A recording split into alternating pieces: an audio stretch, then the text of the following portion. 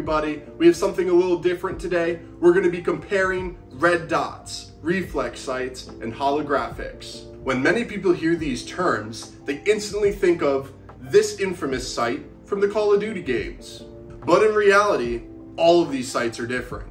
You may be asking yourself, well, what is the difference? Stick around this video and you'll find out. First things first, all firearms used in this video have been pre-cleared and are unloaded. Let's start off by talking about red dots and how they work. Red dot sights utilize an LED emitter to produce a reticle onto the glass, which is then bounced back to your eye. The glass is coated in a multi-layer dielectric dichroic coating, as well as having a slight curvature to it. Combined with the reflected light from the LED, the reticle is created. Red dots come in a variety of MOAs. MOA stands for minutes of angle. Simply put, it refers to the size of the dot and how much that dot covers at a certain distance. So if you wanted to shoot long distances with a red dot, the smaller the MOA, the better.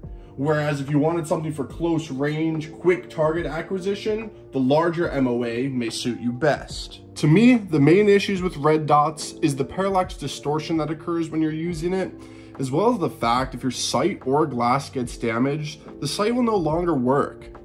However, I will say in terms of cost, red dots will always be your best bet compared to a holographic. Now that we talked about red dots, let's introduce his brother,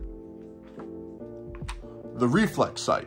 A reflex sight is also a form of red dot. However, instead of the optic being encased in a tube, the optic has an open format, giving you a much larger field of view. However, this comes at a cost because the optics are unprotected from the elements and can be blocked by debris. This means if your firearm gets dirty and some mud or dirt makes its way onto your sight while hunting or whatever you're doing, there's a chance that it might not work when you need it. But I will say, if you're looking for a sight for your pistol, a micro reflex like the RMR or Delta Point Pro would be a fantastic option for you. Now, last to the party is my personal favorite, the holographic sight. Holographic sights work a little different than red dots. They utilize a laser diode and a mirror to project a holographic image onto the target. These sights are very popular because they offer the user an unobstructed view of the target without having to move your eyes back and forth between the target and the sight like you would with a traditional red dot. Additionally, with holographic sights, you can eliminate most parallax distortion. Holographic sights also can have a very bright reticle or make it as dark as you want to suit whatever condition you need. These are the type of sights that are predominantly used in combat situations due to their durability and their ability to continue to work regardless of the conditions. These sights can face plant into a pit of mud and still be working. The glass can completely shatter on it, and yet you'll still be able to use this sight accurately. I personally use this XPS2 by EOTech, and is by far my favorite reticle I have ever used.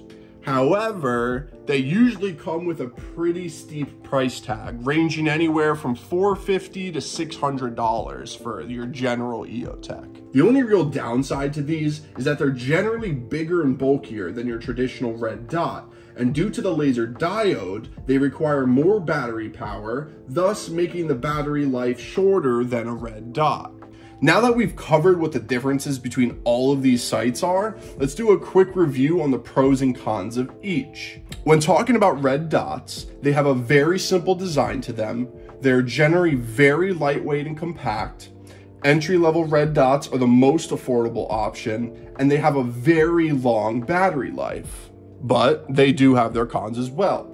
Like if they break or obscured, they will not work. They force your eye to move back and forth between the optical plane and the target, and they can cause parallax distortion. Regarding the reflex sights, they share most of the same pros and cons of an enclosed red dot, with some slight changes like a reflex sight will give you increased field of view, and for the cons, any debris can cause the sight to not function correctly. Last up would be the holographic sight.